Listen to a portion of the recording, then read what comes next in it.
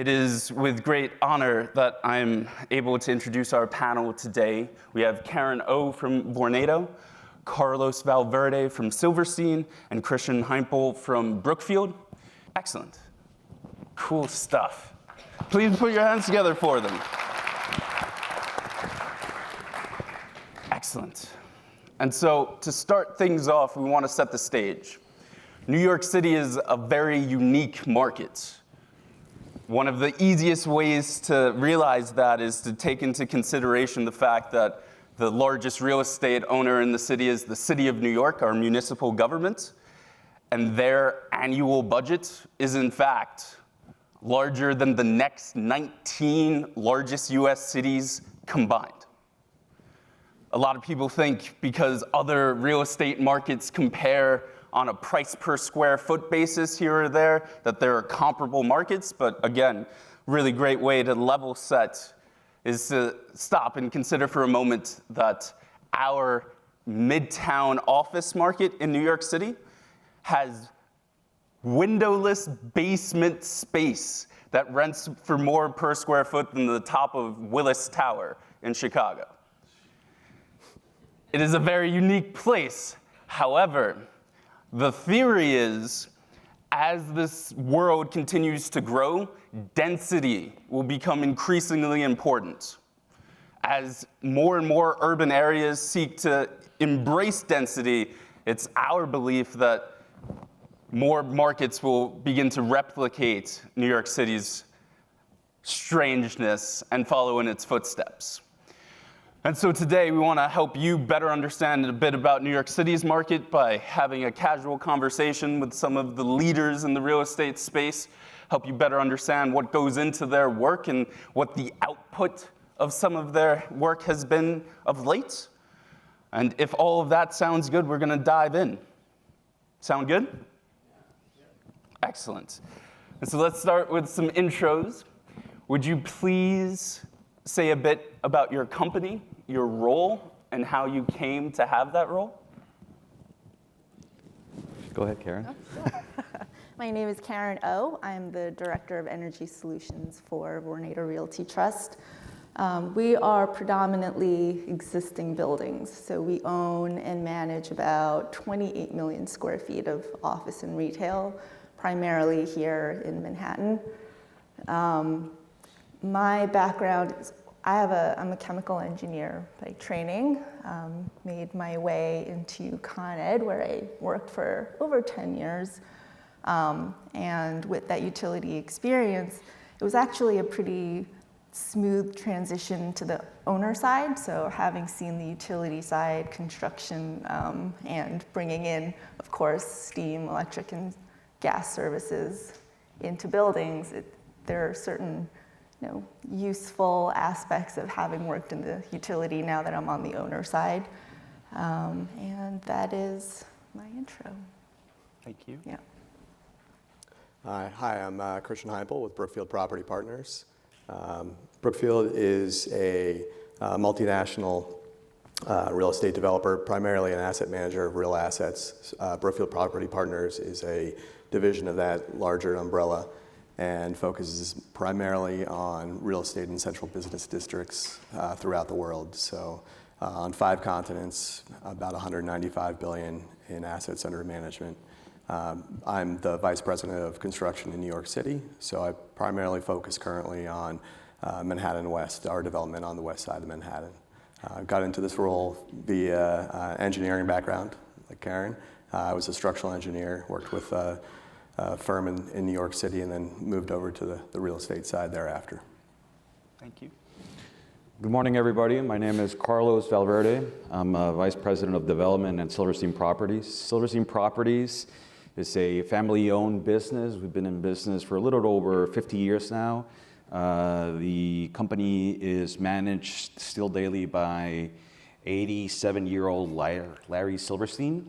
And we are a multi-family or multi-dimension real estate industry corporation where we do real estate development, finance, investment, bridge loans, and ultimately we're delving into technology. And so our role here today is to obviously share with you what technologies we're using for new high-rise structures, but also as well to be able to explain to you guys how we're interested in utilizing some of the real estate technologies that we're seeing in the market today. And I'm an architect by background. Excellent, thank you. And so one of the most thrilling parts of New York City Real Estate Tech Week is how international a group of attendees are brought here. And so to help them better understand this market in particular, I was hoping we could start with a process-oriented question. Let's say somewhere out here in the audience, there's someone who has $2 billion burning a hole in their pocket. What's the process to turn that money into a super tall office in New York City? We only have 45 minutes. What are the major phases of that process? Well, assuming you want to get into this headache, because it is. It's building in New York City it's very challenging.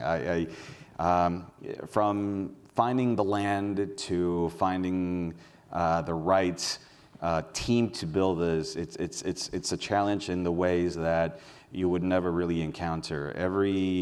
Because the interesting part is that you only get to build a new building every 5 or 6 years, right? Because that's the amount of time that it takes you to develop the full building. And so by that time, most of the regulations that the city's implemented, the codes have already changed from the last time you did it. And so it wasn't until this year that I started for the first time using the 2014 New York City codes, right? I've been using the 1968 building codes to build and design buildings for my entire career. And I'm already 5 years behind, and I know there's going to be new ones coming up later on. And so in that sense, making sure that if you have the $2 billion, if you really wanted to get into this game, you really have the stomach for it, because it's not for the faint of heart, in my opinion. Agree 100%. Yeah, I think unique to New York City, maybe not unique to major cities, but Chicago, New York, LA, they all have major approval processes with, in New York we call it a ULURP, which is really a zoning board approval. It's a very long process. If you're changing the zoning of a site, it could take up to 2 years, just in terms of a government approvals standpoint. And beyond that, plan approvals with the Department of Buildings here can be very lengthy as well. So we see that on the front end lasting 3 years of a development cycle, just the planning approvals process, government approvals. And so let's say you're fortunate enough to have a plot of land, you have your plan and necessary approvals. As you're thinking about putting up this building, how do you balance priorities like time, money, resiliency, sustainability, and so on? I think there's a lot of variables, right? And so the first one is, like everything, is it worth it to build it today? Is it worth it for me to build it? Assuming all these go, no go questions are go, go, go, you do your pro formas, you do your cash flows, and are you getting the returns that you really want to get into based on your investment, right? One of the interesting things about real estate development is that you're always trying to look ahead into the future. Whatever you're deciding today, as far as, hey, here's a plot of land, I have my investors, I have a team on board, you actually won't receive any revenue probably till year 2 when you're finally built, which is 6, 10, 12 years from the moment you decide, I actually want to build this building. And so you're thinking so far ahead into the future that it's sometimes, actually always, a challenge to figure out what is it that we want to do. Are you leasing this building to a variety of tenants? If so, which tenants, right? When we were rebuilding the World Trade Center, for example, we were designing these buildings in 2010 to the fire industry, right? Financial, insurance, real estate. And it turns out that a lot of those tenants were really reducing the amount of employees that were holding in these companies. And now it's all about the TAMI tenants, technology, advertising, media, internet, and they have a totally different sense of how they view their tenants. Mobility is a priority, open spaces, a democratization of how people work is so much more important to them right now than, and I'm sorry if I offended any of the lawyers in the room, but having your traditional wood-paneled perimeter office, which is really not the case that we're seeing. And so you have to make this decision so far ahead in advance that you almost have to be, a magician to try and figure out what the next big thing in real estate leasing they're going to want to do. I'm sure you guys see a lot of it as well. Yeah, I think you hit the nail on the head. It's the planning process and what tenant do you go after, right? That affects the floor plate size tremendously. A service company might want 35,000 square feet as a typical floor plate size. That's very efficient for that type of tenant. But open floor plan, tech companies want closer to 45, 50,000.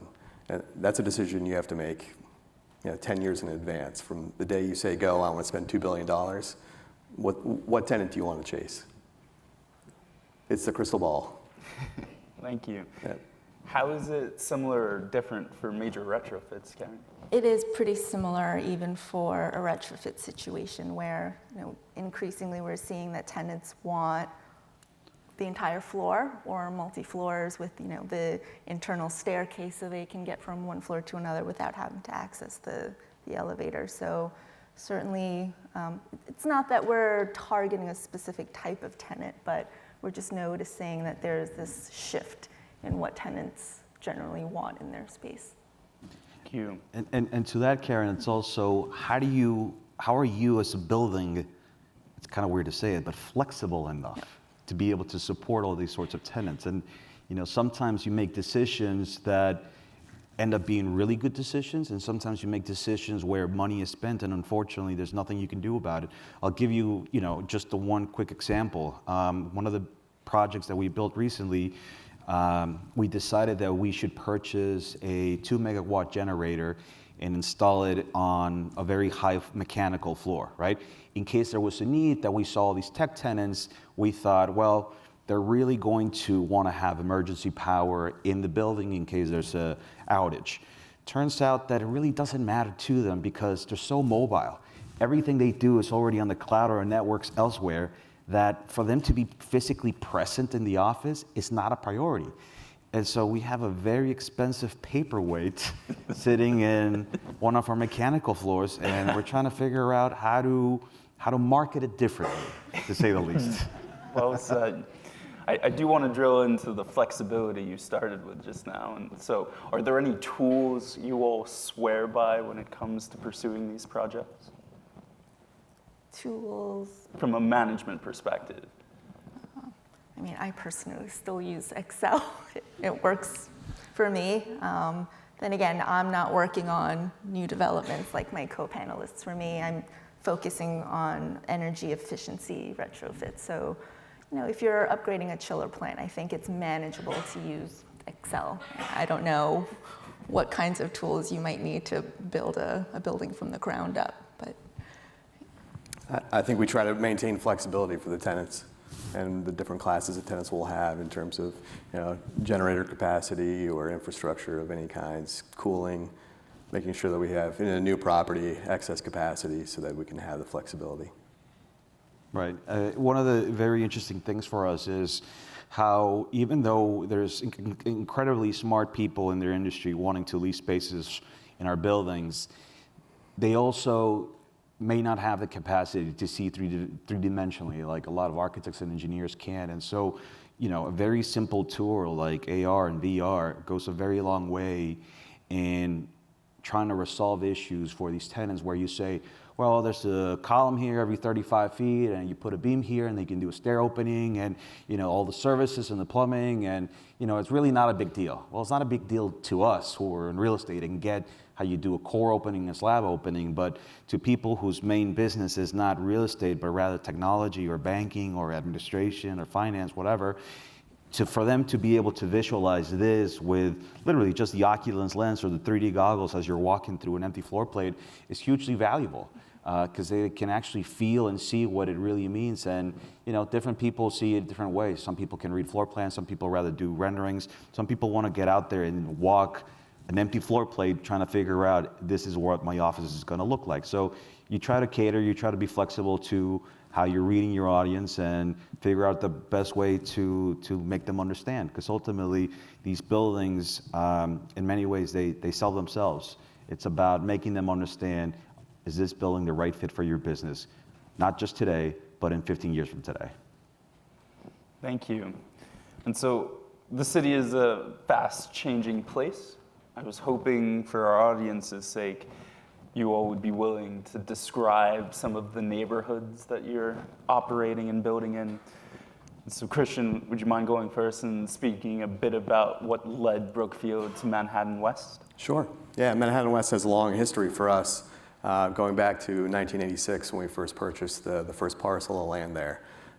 So our current CEO was actually part of that purchase in 1986. So a lot of history for us, and assembled pieces over the years, both on the north and south side. The underlying railroad tracks, which undercut the site, are actually on land that we purchased back in the late 80s.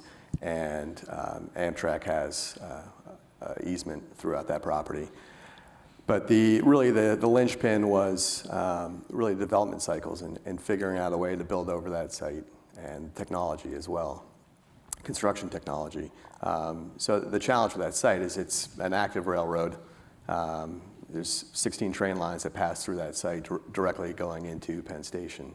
And the challenge is, how do you build something that's 250 feet wide over an active railroad track that you could shut down maybe 3 hours a week? So for us, it was several iterations of the technology to bridge that distance in a single span and be able to cap over the railroad and use that as a platform for the rest of the development. So I'm really going into a lot more detail than you probably wanted, but Manhattan West, we'll go back a bit, is bound by 9th, 10th Avenues and then 31st and 33rd Street. So it's a 2-block mega campus that we're developing, named it Manhattan West. It's a Brookfield Place brand, and it's got 2 new commercial office buildings, a new residential apartment building, new hotel, and then a renovation of 2 existing buildings.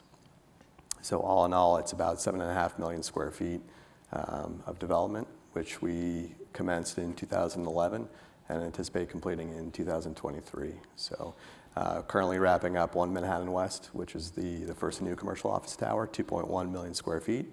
And then we're rolling right into the next commercial tower currently, starting with steel this month. So that's another 2 million rentable square feet. Wonderful. Thank you. And Karen, would you mind speaking a bit about why Penn Plaza and perhaps 6th Avenue and Park Avenue corridors are important to Vornado? Sure. So for us, we have a lot of holdings around the Penn Station area. And what we're realizing is that there's a lot of value in being close to sources of transit. So Penn Station certainly is a hub for all of the major subways. You have the Amtrak, you have Long Island Railroad, and we're realizing that a lot of our tenants aren't mainly in New York City. We're realizing that they have locations all over the country, sometimes all over the world. So what we see is that for some of our tenants who might have an office in DC, they can take the Acela, get into Penn Station within 2 hours, and then be at their next meeting without sometimes even leaving the underground transit hub. So there's definitely a lot of value in being close to the transportation sources. Other than that, I would say that most of our buildings are situated in Midtown Manhattan, and that's really because Vornado's genesis was retail and shopping malls. So a lot of the current luxury retail market is still situated in Midtown Manhattan, and our buildings are kind of clustered around that same market. Thank you. And last but certainly not least, Carlos, would you mind briefly sharing some of the history that led up to 3 World Trade Center? Sure. 3 World Trade Center, located on the 16-acre campus of the World Trade Center. It's the last building that we've completed just this past year.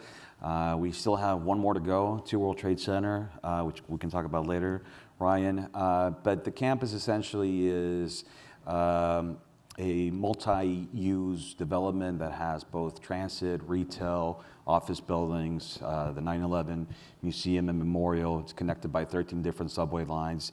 And we have a great tenant base, mostly advertising, technology, and media tenants. Uber recently signed 7 floors at 3 World Trade Center. Spotify took the top 10 floors at 4 World Trade Center.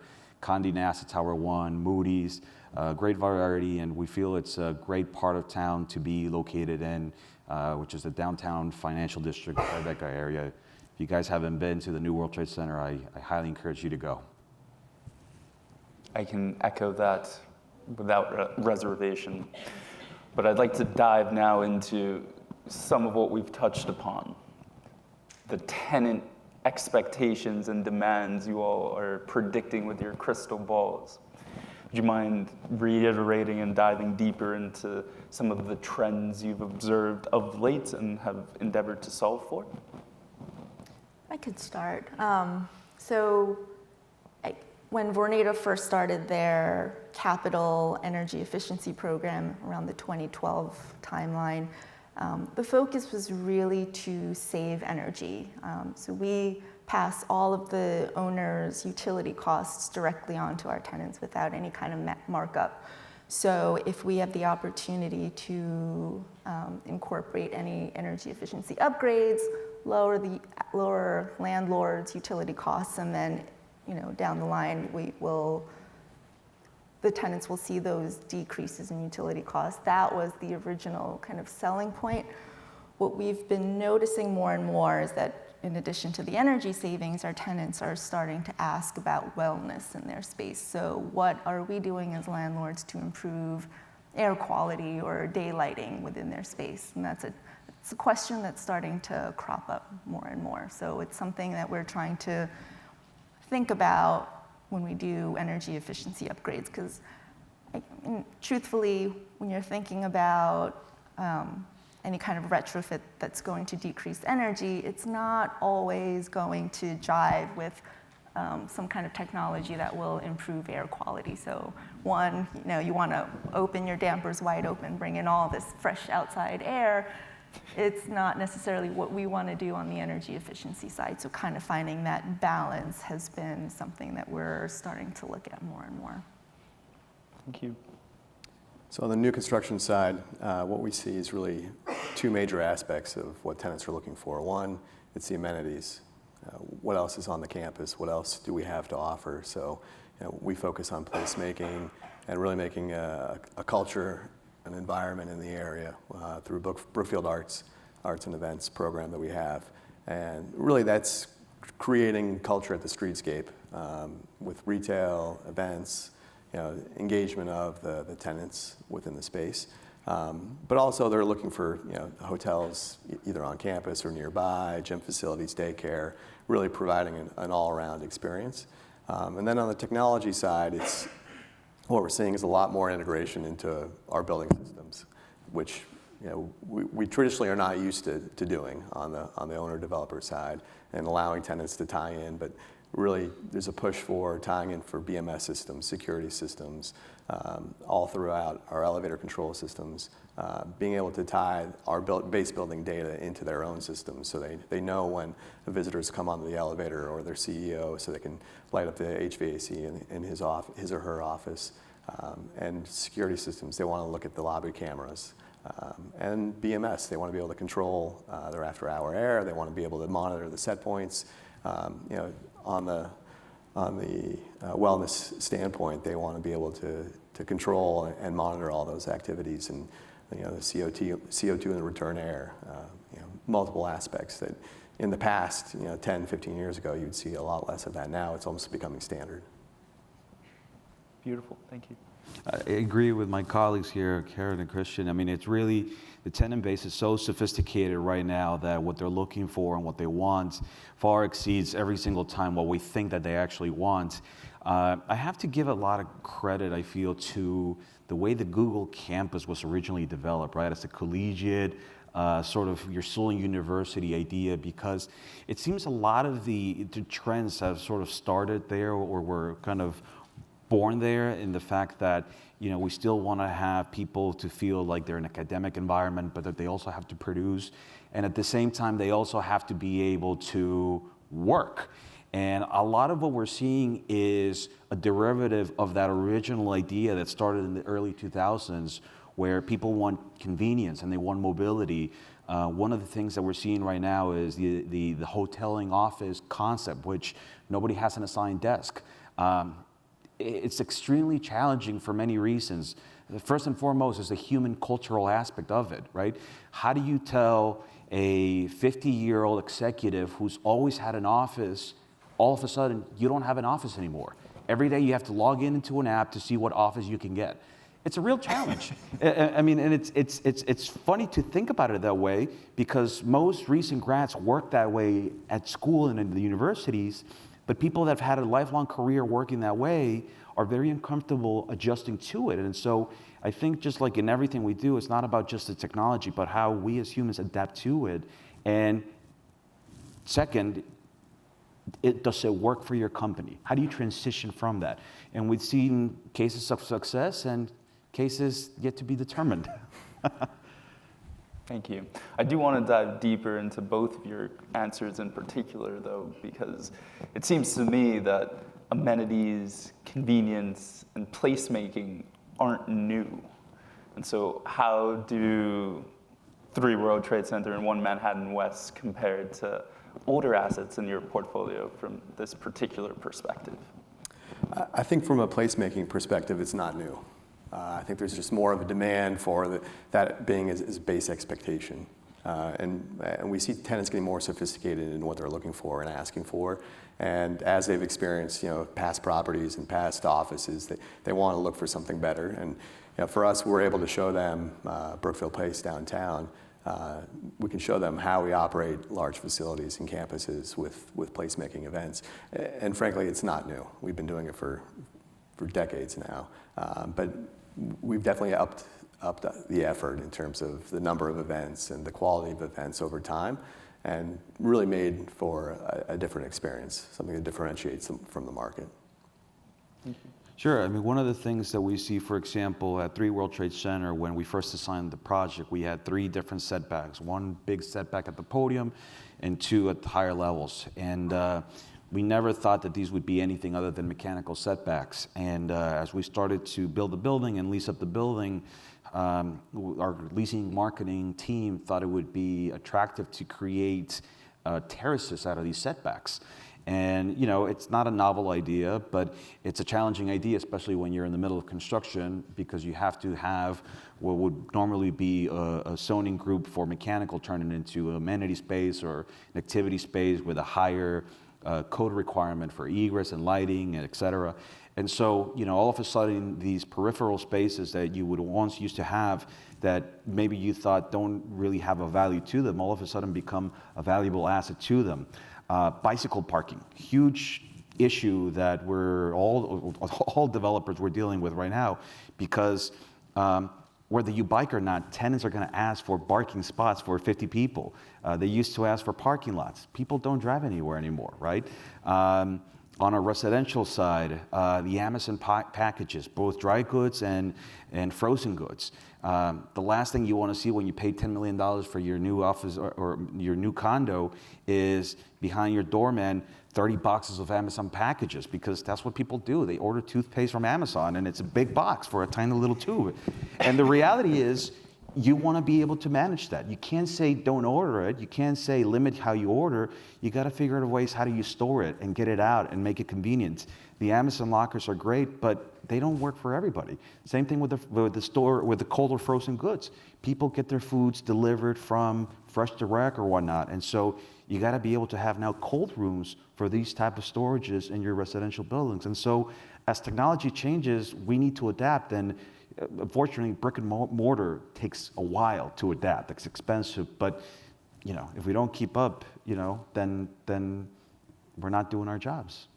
I think you're 100% correct. And I think you touched on this briefly, that spaces that were traditionally undesirable are suddenly being snapped up so quickly. So, underground mechanical spaces are being taken over by tenants because they want showers and a napping room for guests that are visiting from overseas, and green spaces. Any available setbacks, tenants want to take over so that they can create, outdoor spaces for their employees. So it's getting harder and harder to fit what we need at a base building level into the available spaces once the tenants start taking a lot of these formerly ugly spaces. Yeah. Would you mind saying a bit more about those challenges as you endeavor to help existing assets compete with these newcomers? So some of the challenges certainly is space. And I think you mentioned this earlier when it comes to things like backup generators. We'll install them in our buildings, and we're noticing the same thing. We think that our tenants will be interested in leasing out a couple of kW off that generator, and they're not interested. So we're kind of trying to figure out the next thing. So things like battery storage, which are at the moment not completely allowed by the fire department. But it's one of the things that we're thinking that, utility rates are expensive in New York City. It's one of the most expensive in the country. So to the extent that we can charge up batteries on available roof spaces or setbacks that are not taken over by a tenant, if we can find a way to charge those batteries on the off hours and discharge them to lower our peak demand during the day, it's one of the things that we're kind of thinking about and trying to push along because we think that it's going to be a game changer in the city. Thank you. Since you brought up the fire department and Carlos earlier mentioned building codes, would you mind speaking a bit about how fire and life safety in large commercial assets has evolved over the past few decades? Sure, I can take that one. So, it's come a long way. I think the bombings of the Trade Center in 1993, as well as 9/11, have really changed the codes in terms of how we operate in New York for fire and life safety. Starting with the simple things of just photoluminescent strips and stairwells. That was something that was just in 1993 that saved lives, and it was something that was done in that property. It wasn't code required, and now it's done in every stairwell in New York. It's the simplest thing that starts from there, all the way to ARC systems, which are repeater systems for the fire department within buildings. Now that's a requirement for a high-rise, so that the fire department never loses signal within the building. And it's another digital system that we have within our properties that just layers on to all the other technologies we're bringing on board, but it's just one more that we bring on for life safety. Thank you. Yeah, I agree completely. I think the first responder system, the ARC system, having a neutral cellular backbone in your building, and all the sort of things that are part of the life safety requirements of a project are really important for developers in the industry to continue to push the highest safety standards, because ultimately you're really dealing with people's life and safety here. And so the quarterly training that people do on knowing how to egress your building, also being up to date on code changes are of extreme priority. And I think, for the people in this room as technologists, I think it's very important to be able to help developers and building owners and building managers facilitate that. I think that's an area that's extremely underserved by technology, mostly having to do, I feel, because one, it's a very extremely complicated business to understand, because it's mostly people that are, ex-firefighters or fire marshals or fire life safety directors that do this, and that may not be necessarily very interested in the technology side. But I bet you if you called every fire life safety of every building in Midtown or downtown, they are urging and want technology that will be able to help them figure out how to egress safely, figure out how to do smoke damper checking, et cetera. I think that's a huge opportunity for a lot of technologists out there that really hasn't been, I believe, even started to really grow. Yeah, and today's life safety systems are getting more and more complicated. I know it sounds cliche, but we used to design high-rise buildings with, say 1,000 points on the fire alarm system. Today, I think our One Manhattan West has over 11,000 points. It's just a tremendous amount of volume and data coming back into that system, and the skill level that you need to operate those systems is above and beyond what we saw 10 years ago. It's very challenging. Thank you. And so I think it's safe to say that our high-rise buildings are getting safer. Are they also becoming more resilient? If so, are there any technologies chiefly responsible for those improvements? I think our buildings are getting safer, but the truth is, I think high-rises in New York City are always going to remain a target, unfortunately. So we are always thinking about resilience in the event that, God forbid, another attack should happen. How do we get our tenants out of the building safely?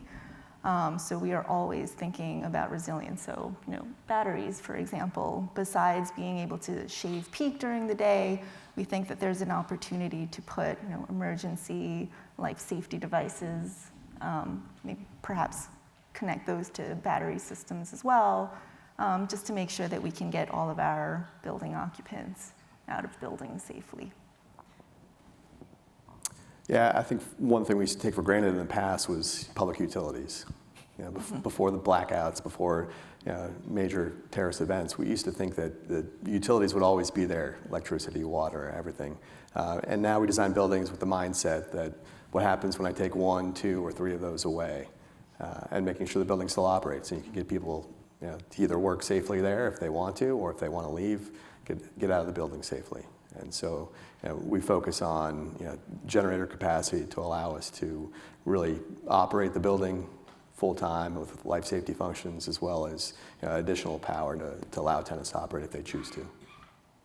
You're definitely 100% correct about the utilities. We're now seeing that our tenants, before they sign the lease, they want to know where the nearest Con Ed substation is, how many Con Ed services come into the building, where they're located, and if it's possible, they actually physically want to connect to both services for redundancy should one feeder experience an outage. So tenants are getting very savvy. Which is challenging, of course, because Con Ed doesn't want to know where the 2 grids interconnect. No. Right? Same thing with Verizon, and same thing with all these utility services. They don't really want you to know where their nodes are and how they distribute around the city. And so, we get it, but it's also that it gets to a point where there's a certain sense of impracticality, because ultimately, if there's no power, is there even a subway line working to get you to your building, right?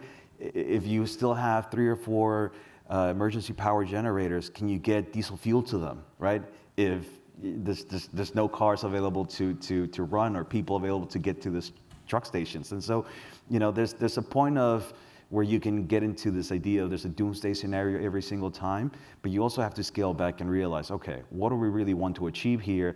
And a lot of times it's psychological for the people that work in the building and for the people signing the leases, right? Did you do your due diligence, and are you providing the best, safest environments possible within reason, right?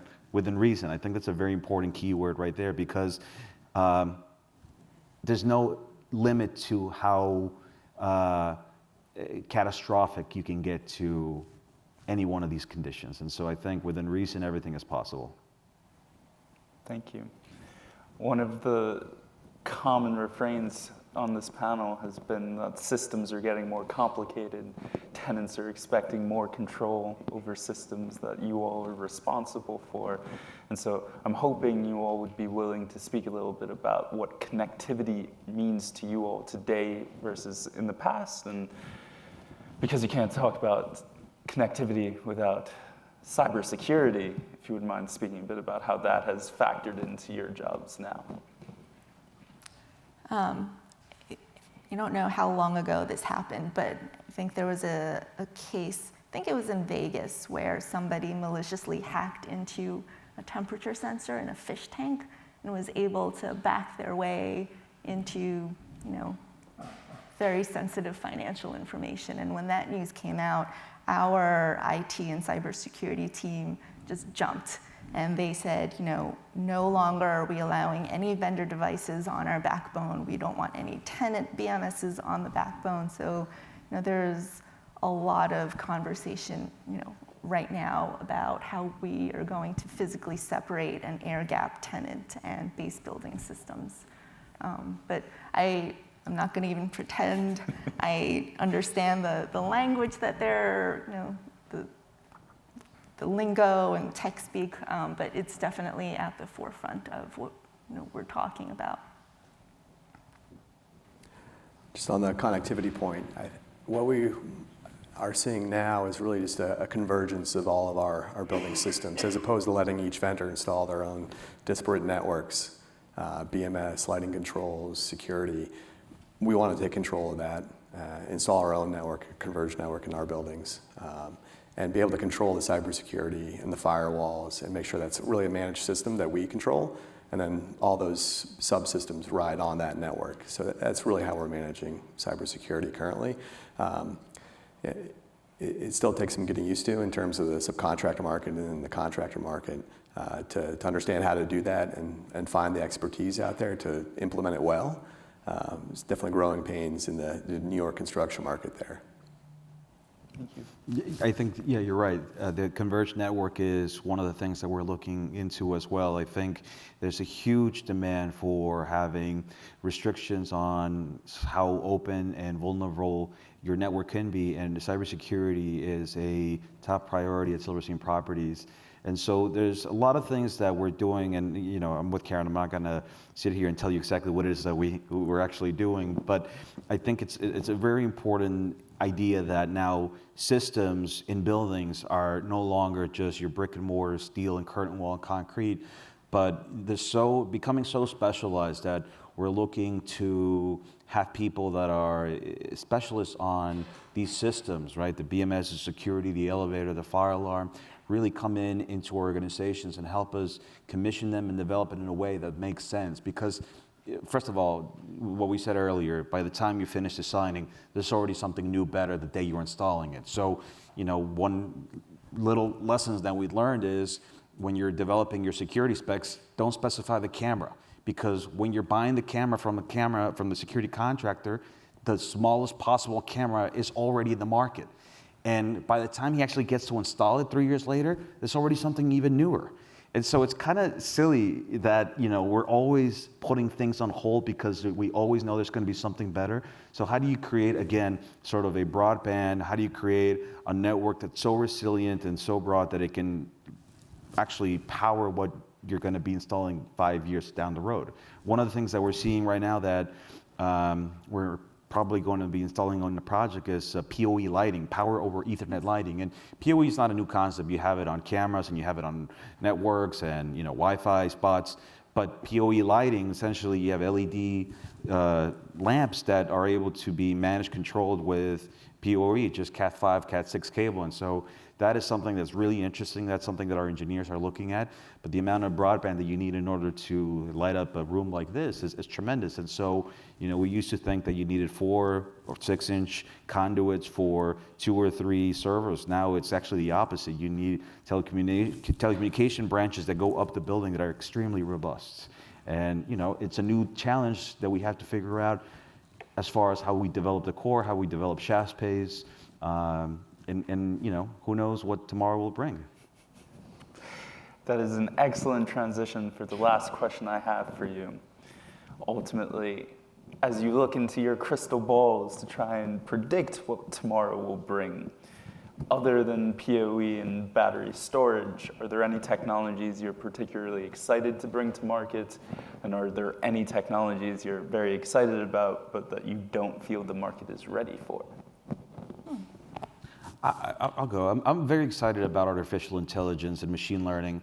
I think the fact that we haven't even begun to scratch the surface on the AEC Contech industry with this, because I think there is so much data out there, so much output from architects, engineers, utility companies, that I think it's been very hard to really be able to embrace all this information that's out there, because in many senses it's proprietary. And my organization might not want to share with you, or Brookfield, or Vornado. But at the same time, I think that ultimately we're going to need an open source platform to be able to really harness all this power that we have, because I think it's really going to change the way we design, build, and manage buildings. And so for that, I'm extremely excited about it. And I think in our lifetime, we're going to see AI designed structures, buildings, office spaces. 100%, don't doubt it. Really, I think our approach is building flexibility. Because every time we try to crystal ball things, 5 years later, we're proved wrong, or something better came along, and the development cycle of these projects is so incredibly long that you're planning 5 years ahead from when you'll open for a tenant that's going to be in the building for 15 years, and for a property you're going to own for at least 100. So being able to build in the flexibility is, I think, the best thing that we can do, whether it's a converged network, so that you have the ability to bring that data together. We're embarking on an effort to introduce digital twins for our buildings now on our new structures, which for us is really just flexibility. It's the ability to conglomerate all the data points that are coming in. Much as the converged network is capturing the ones and zeros from devices, the digital twin is really capturing that data and bringing it to one repository that we can use in the future for something else, whether it's AI analysis of temperature settings and HVAC settings, or something else that we don't even know about today. But really, it's about planning for the future and being able to have that flexibility. Beautiful. For us, we're also starting to think about developing the digital twins, but kind of for a different reason. With these stringent new climate mobilization laws that are coming into effect in the next 5 to 10 years, we have to think about what we need to do in order to meet these rigorous new compliance standards. So kind of having this energy model where we can change the inputs and outputs and figure out what kinds of upgrades, especially if it's a capitally intensive upgrade, what we need to do in the next couple of years to make sure that we're not going to be on the hook for sometimes millions of dollars in fines, is something that we're thinking about. Wonderful. Well, thank you all so much for sharing today. I thoroughly enjoyed this conversation. I hope you all did as well. Please join me in thanking them. Thank you.